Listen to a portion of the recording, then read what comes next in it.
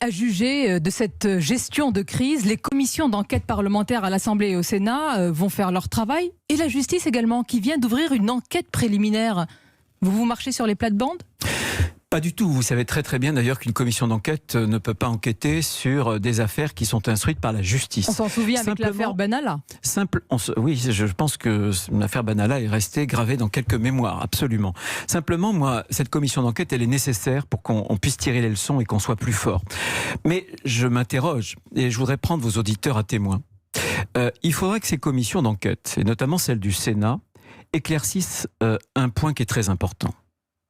Pourquoi la France est-elle dans les tout premiers pays en termes de mortalité par million d'habitants ? 5 premiers pays, si on ne comprend pas les morts, notamment constatées par le généraliste, et sans doute parmi les 3 premiers pays au monde à avoir connu le plus de morts par million d'habitants. Premier constat. Deuxième constat, pourquoi est-ce que nous allons, c'est l'OCDE qui le dit cette année, avoir la récession la plus forte au monde ? Eh bien, je pense que c'est parce que, mais la commission d'enquête devra l'établir, parce que nous avons eu une politique qui n'a consisté qu'à mettre la France sous cloche. Une commission d'enquête parlementaire est faite pour juger les choix politiques ?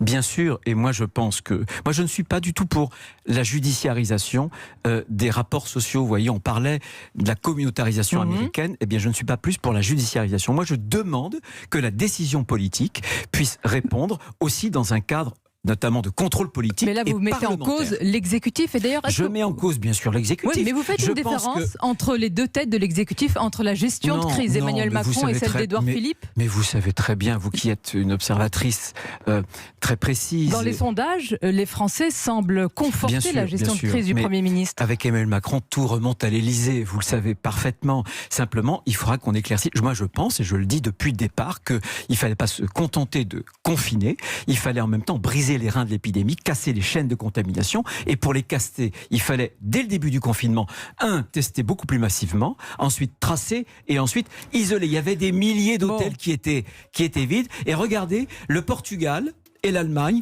4 à 5 fois moins de morts et avec une économie qui ira beaucoup mieux. Pour conclure, Bruno Retailleau, la Concorde, c'est pas pour demain. On sait qu'Emmanuel Macron a adressé à ce sujet une lettre au président des assemblées. C'est pas pour demain. Écoutez, c'est pas pour demain non plus En Marche. Quand on voit le comportement de monsieur Gilles Legendre qui sulfate tous ses amis, la Concorde, elle s'arrête au seuil du parti En Marche lui-même. Non, ce qui est important, je vais vous dire, c'est l'intérêt de la France et le bien commun des Français. C'est ça qui m'intéresse. Bruno Retailleau d'avoir répondu à nos questions ce matin sur Europe 1. Et bonne journée à vous. Merci.